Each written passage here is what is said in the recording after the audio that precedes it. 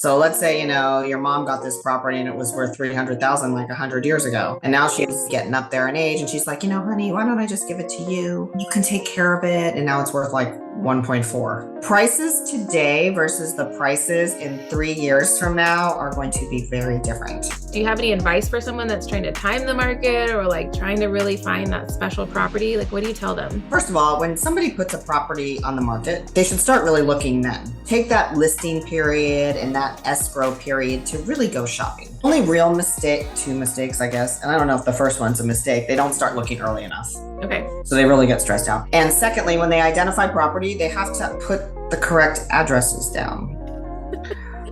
Okay. I'm not kidding. If they put the wrong address down, they can't make any changes to their identification notice after the 45 days. Yikes.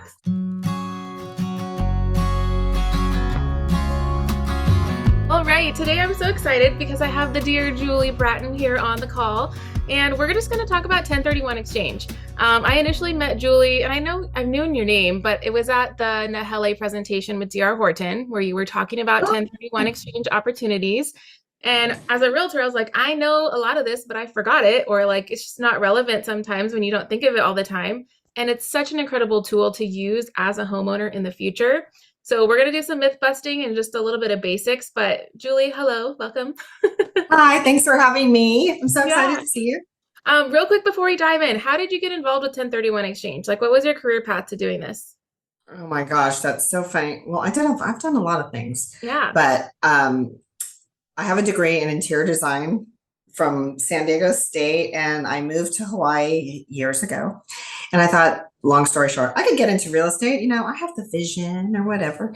Yeah. So I started selling real estate, I think the beginning of 94. Mm-hmm. So I started my career doing that. And, the market was up and down. I was like, what should I do? So I, at that point, became a transaction coordinator for the top producers at the company that I was working for. So I learned a ton there. And then Old Republic Title scooped me up. We need a program like that. So I did that for a little bit, and then exchange came out. And I was like, I could do this because I knew how to sell real estate. I know title and escrow. So I kind of fell into it. And that was 23 years ago. Oh my gosh. Yeah. So you've been you're the pro. You're the island pro, guaranteed. Like no one else knows it like you. Yeah, I hope so. It's a lot. I mean, everybody has a story, but the rules are still the same. So it's just interesting how to gather information and get people on the right track. Yeah, for sure. And I think one of the biggest assets you have is that experience, because every situation is going to be different. And you've helped so many different families navigate those differences. And so when you're in an emergency, it's like, who are you going to call? You're going to call Julie. She's going to help you. But hopefully we catch it before it's an emergency. Yes. No emergencies if we can help it. Yeah. Okay. So give us the rundown. What is 1031 exchange? Okay. So an exchange is a way to defer paying capital gains tax. And it's just for the sale and purchase of properties held for investment. Mm-hmm. Or for productive use in a business or trade. I guess that's the textbook definition. So, for example, personal residences don't qualify. Mm-hmm. So it has to be investment for investment. And you have to do this within, a specific period of time. But I do think a lot of times people say, okay, I'm going to do an exchange, sell my investment property and buy a property I'm going to live in. I mean, you can't do that right away. Mm-hmm. So it has to be investment for investment. I mean, no one says you have to hold it for investment forever, but, up front, your intent needs to be to hold for investment. Yeah. Okay. So run us through that timeline. Let's say we're ready. Is it when we close it, the clock starts on selling the home, or when you start? Yes. Okay. Yeah. So an exchange needs to be set up before the escrow closes. Like, put it this way, nothing can close without an exchange being set up. Mm-hmm. So, what do? I got to copy the contract and the title report, and I draft exchange documents. Escrow gets everything set, but the day of closing is critical. Okay. Because escrow is going to disperse money. I mean, if they give the money to the client's toast. Yeah. No exchange, they're going to pay taxes. Touch the money. They're going to do If they're going to do an exchange, the funds come to us and we hold them until they're ready to buy the replacement property. So yes, the clock starts ticking the day they close. Okay. And here's the clock. They have 45 days from the day of closing to identify in writing what they're going to buy. Okay. And 180 days to close on it. So the 45 days is included in the 180. They don't get 45 and then an additional 180. Yeah. And every day counts. So for example, if 45 day lands on Easter Sunday, they still need to identify by midnight of Easter Sunday. If the 180 days lands on a holiday or a weekend, let's say Christmas, they might have to close on the 179th day or the 178th day. So there's no extensions unless we're a victim of a natural disaster. Okay. That the government recognized, like the Lahaina fires. Yeah. They gave them an extension. So let's say we mess up and we miss the timeline. They have to pay capital gains tax. Yep. That's what it is. Okay. So that's a lot on your neck. Like, what is the capital gains tax for someone selling? So it depends on their tax bracket, but you have federal, that's 15-20%, depending on your bracket. You have the state tax, 7.25% and above. Then there's depreciation recapture. That's taxed at 25%. And then the 3.8 affordable care tax, if that applies to you. So it adds up quickly. Yeah. So that's probably the number one reason why people do exchanges. They just do not want to pay. Yeah. And so I think the roadmap of this is to use this over and over and over. Maybe you're starting with a condo, but then you can get up to a multi-million-dollar, if not multi-gen property. And that's cash flowing major over the years. But then eventually you're going to have to pay capital gains tax. So what does that look like at the end of the road? Do people put it in? Well, okay, that's a good question. Yeah. So to back up a little bit, yes, there are a lot of variations in an exchange. So you can sell one property and buy three. You can sell two properties and buy one. I mean, there's a lot of I'm just using those numbers, but there's so many variations. But again, it's a deferral of tax, not a getaway from paying tax forever. So you can continue to defer until you pass away. Yep. Then your kids or whoever's inheriting your property inherits it at a step up in basis, which is great. They don't inherit the capital gain burden. They just pretty much get these properties. Okay. But some people do exchange into something they eventually want to live in. If they make it their forever home, again, fine, you pass away, your kids inherit it. Yep. Or you can prorate, you could take advantage of the personal residence exemption and your investment property after a certain amount of time. So there's a formula. So if you outright sell the personal residence, you're not going to get 100% of your 250 or 500. It's a prorated formula, but at least you can take advantage of a little bit of both, but you'll have to pay taxes on the difference. And if you would just outright sell, you're going to pay taxes.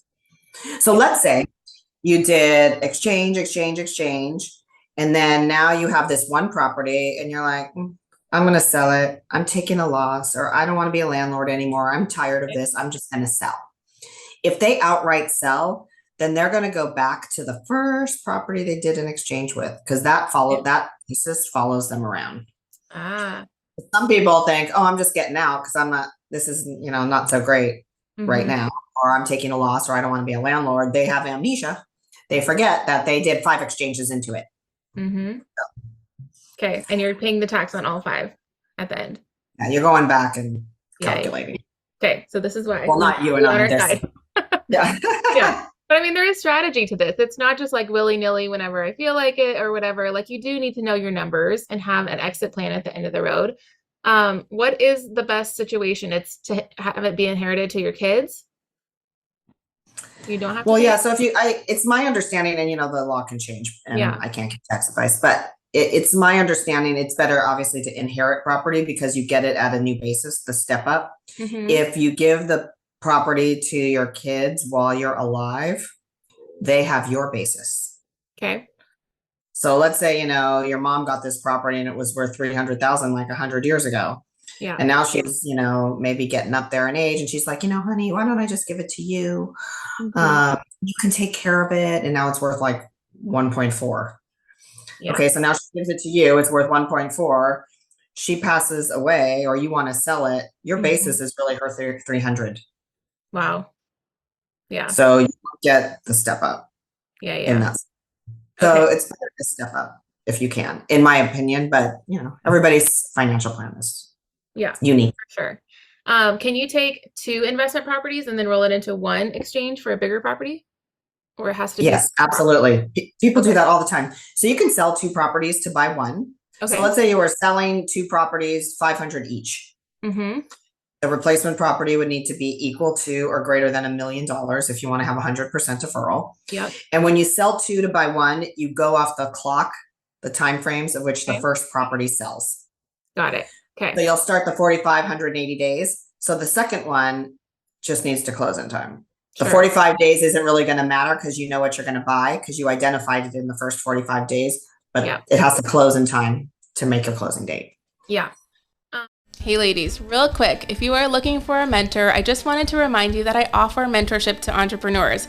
So if you're someone who has a never-ending to-do list and you're spiraling out of control and feel like your business doesn't have a track plan, I want to work with you every single week for a month at a time.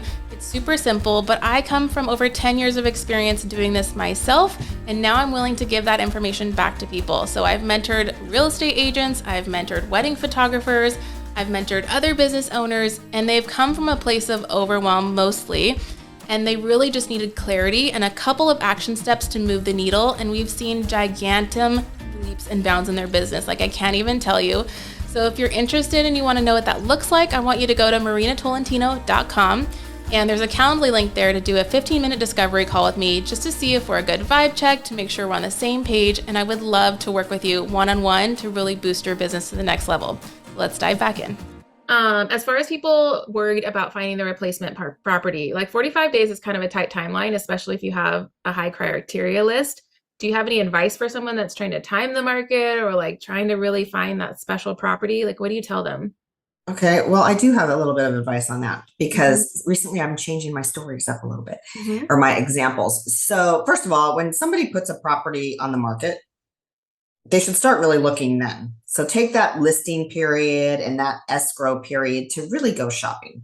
Weed out the areas, the properties, the projects, the islands, the states they like and they don't like. So when they're in their 45 days, they're not really stressed out. Because if you wait till day one, 45 days can be really super stressful.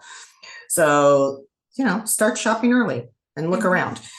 The other thing I am noticing that kind of gets in people's way is they're looking for perfect. Yeah. And remember, it's just an investment property. Okay. You're not going to live there. You're not going to marry it. You're not stuck with it. I mean, of course, disclaimer, don't buy a piece of junk. But if you had to make a lateral move just to defer paying the capital gains tax, do it. Hold on to it for a year or so. And if you still don't like it, you can always sell it again and get into something you really want when it becomes available or when things calm down. But I mean, I have people every once in a while be like, I'm just going to pay my taxes. I can't find anything. And I had this one lady say that. She said, I'm so picky. I can't find anything. And I said, well, why are you so picky? You're not going to marry the property. She wasn't planning on living in it. Okay. Eventually down the line. And I said, make a lateral move. Don't pay taxes on $200,000. She was like, oh, okay, I'll think about it. And then on the 45th day, she called and she identified something and she bought it. Like she was kind of getting in her own way. She didn't realize she was looking for perfect, but what does she care? As long as it works for her, it pays for her, it serves its purpose. It's great. Yeah. Yeah. Don't get in your own way. Okay. I feel like there's so many people who are sitting on these properties and they want to move, but they just don't know how to make the move. What advice do you have for them? Where they're just like, they've had it for 20 years. They might not even be on the island. Like, why should they sell it or, whatever? It's just getting up. Is it an old property? Is it dilapidated? Does it need a lot of maintenance? Is it still working for you the way it used to? It's 20 years old condition. Yeah. I mean, for me, I could look at it as doing estate planning, sell that old property that you've owned for 20 years and buy a few new condos or buy a few new houses, one for each kid or something. I mean, do some estate planning. Yeah. I mean, your kids probably don't want that old and dilapidated property anyway. Yeah. So, it's giving your investment properties a facelift and hopefully your pocketbook. And also because you're not paying for any more deferred maintenance. You're getting into something that's newer and fresher and more desirable and people pay more rent for that. Yeah. People take pride in their properties. That's true. And that's going to roll into that. So if you were to buy new construction, you have 1 year builder warranty, and then a lot of other things are covered for a while too. So you're getting no repairs needed usually in the first couple of years. The rental value is way, way higher in new construction. Appreciation value is way, way higher in new construction. Like it's just win on win on win. So it's like silly, but I just feel like for some reason, everyone's sitting on the bench. Like, I don't feel like anyone's making the move to do a 1031 exchange to new construction, or at least I haven't heard of it. So have you? Well, I think the problem with that is the new construction. If it's new right now, then they should just do it. But if it's like one of those new projects that are going to come up in 2025 or Oh, no. 26 or Yeah. 27, all of those, they're probably timing the sale of their relinquished property. Mm-hmm. So they sell that and they can close on that new project in 180 days. But I think they're stuck on they have to put the down payment down today.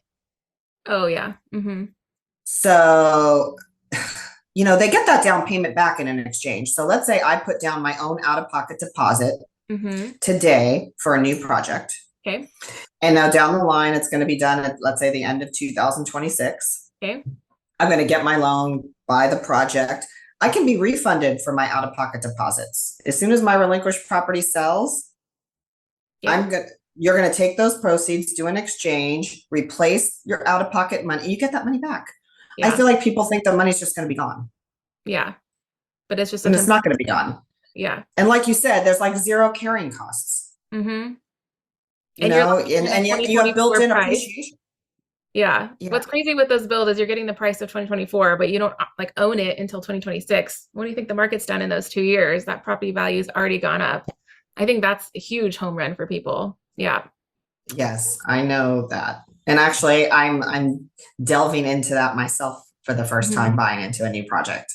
Exciting. And I'm like, the prices today versus the prices in 3 years from now are going to be very different. Yes. So getting into it now was really important to me. Yeah. So cross my fingers. I'm sure it'll be fine. That's exciting. Yeah. Okay. But I think people don't pull the trigger because they don't want to spend the money today. But they're going to end up spending the money later and it's going to be more expensive. So it's hard. Yeah. You're going to be kicking yourself. Okay. Talk to me about the cost of a 1031 exchange. What's like the closing transfer fee, all of that, like from title? Okay, so it's fairly easy. I mean, you're going to have your normal 1031. You're going to have your normal escrow fees. Yep. And usually when you go to escrow fees are usually about 1% of the sales price. And I think the escrow company gives you a 30% discount on title and escrow if you're an investor. So that's always nice. Okay. But my fee is the 1031 fee is usually $950 when you sell the relinquished property. Okay. And $575 when you buy the replacement property. So you pay as you go. Yeah. For example, if you don't find anything, obviously we're not going to charge you. So that's like nothing compared to what you're going to pay in taxes. Like wouldn't anybody do that? Yeah. Okay. Do you see any common mistakes or like whoopsies that people are making with 1031 exchanges? The only real two mistakes, I guess, and I don't know if this is the first one's a mistake, they don't start looking early enough. Okay. So they really get stressed out. Yeah. And secondly, when they identify property, they have to put the correct addresses down. I'm not kidding. If they put the wrong address down, they can't make any changes to their identification notice after the 45 days. Yikes. So if the address is wrong and it's after the 45 days, I cannot fund it. And they'll pay taxes. Yeah, that sucks. I mean, it's just so weird, but it happens. Yeah. It happens once in a while. And, the IRS does not have wiggle room for a mistake on that. Yeah. They just don't. Okay, so we're shopping for properties hypothetically. We're just emailing them to you as we are looking at them and considering them, or how does it work? Okay, so I give you guys an identification notice. Okay. And you're going to list the addresses, the complete addresses, including the unit number of what you think you're going to buy. Okay. You don't have to have an accepted offer when you identify, but it has to be on your list. So I'll give you the identification notice, and I need it by midnight of the 45th day. Got it. And so there's 2 ways to identify on that list. There's the 3 property rule, where you can identify just up to 3. Okay. You might only want to buy 1, but a lot of people put backups down just because they're not sure what they're going to get. So just because, which is fine. I think that's the most common way. If you wanted to identify more than 3, so 4 or more, you can, but the fair market value of all of them combined cannot exceed double or 200%. Same thing of what you sell the relinquished property for. So if you sell something for $1 million and you want to identify 4 or 5 or 10, that whole list cannot exceed 1 penny over 2 million. It's like you can't go crazy and identify all of Coppola and then pick one later. Yes. Got it. So identification, I mean, there's a lot of gray area in exchanges, but there's also some black and white, and identifying timely and properly is black and white. Yes. It's really important that it's done timely and properly. Yeah. Good to know. Hey, I'm sorry to interrupt, and I hope you're enjoying this episode of the Work Like a Mother podcast. Real quick, I just want to remind you guys, if you are worried about missing an episode, you don't have to worry anymore because we are creating a weekly email that's going to go out automatically every single time there's a brand new episode. And this email is going to have everything you need to know about this week's featured guest. It's going to have all of the links and the resources that we're going to talk about in this episode. So you don't have to go around and fumble through the show notes, but it's going to be served in your inbox every single week. So if you guys want that access, be sure to click below one time in the show notes today, sign up for that email, and then you'll never have to worry about it in the future. And bonus, if you really love this, we'd love it if you share this with a friend. Give us a review on whatever platform you're listening to, and we'll continue to bring new episodes and new information that's going to help you level up your life every single week. Do you find that when people are buying the next property that they're just bringing in cash to make up the difference in the new price, or are they doing loans? Like, what do you see most commonly? It's a combination. Okay. I think if people have cash, they're probably using their cash because, the lending environment is a little bit sticky right now. But if they can get their loans, they'll get their loans, which is a good comment for you to bring up, because in an exchange, when you sell the relinquished property, everything you read online, even my brochures, it says you need to replace the mortgage that you had on the relinquished property in the new property. Oh. And that translates into you have to get another mortgage. You don't have to get another mortgage. You can replace it with cash. Yeah. But I think a lot of people take that for face value, that it needs to be a mortgage because it says you need to replace the mortgage. You don't get debt relief. Yeah. So people are like, I can't get a mortgage, or maybe I'm retired and I can't afford them. I can't get a mortgage now. Well, okay, well, you can go to the bank and bring in cash if you want. You just have to replace it. Got it. Okay, that's helpful. Oh, and one other thing that I could have brought up earlier is like kind. When you do an exchange, and remember I said investment property for investment, it also needs to be like kind property. And like kind property is any combination of real property. That also translates a little bit funny to the client. Okay. It translates as if it needs to be condo for condo, single family for single family, vacant land for vacant land. And although all of those examples are perfectly fine, it's any combination of real property. Got it.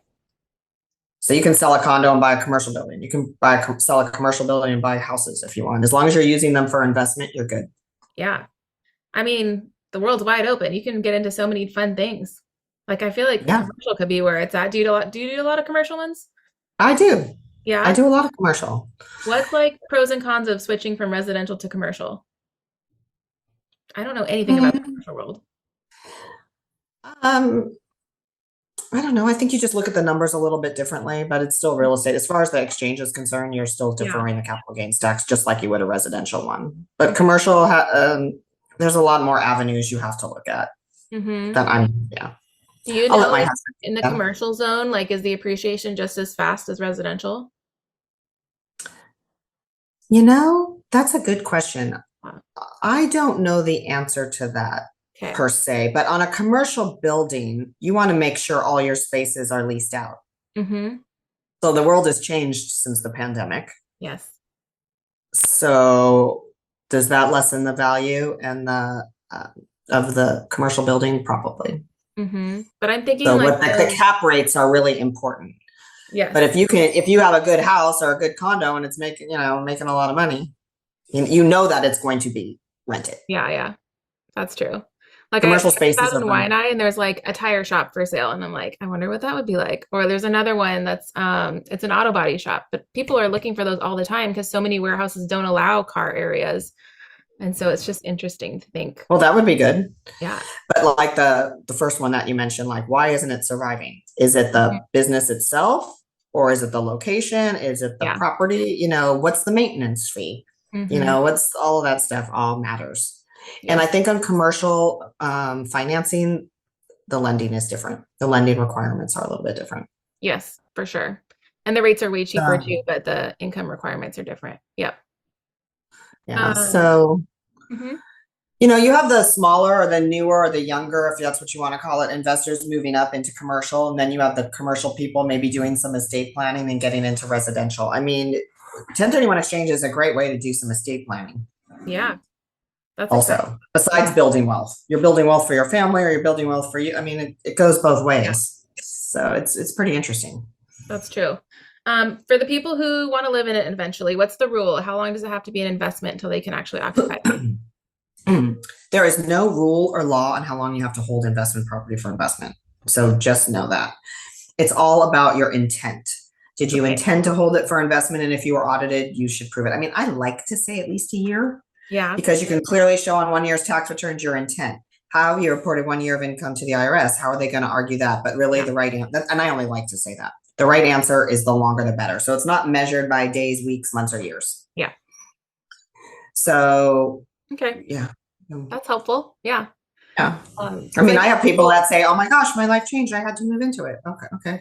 That's between you and your CPA. Yeah. But up front, it needs to be held for investment. Yes. Yep. And same thing for the VA loan or whatever. Like you have to have intent to live there for 1 year.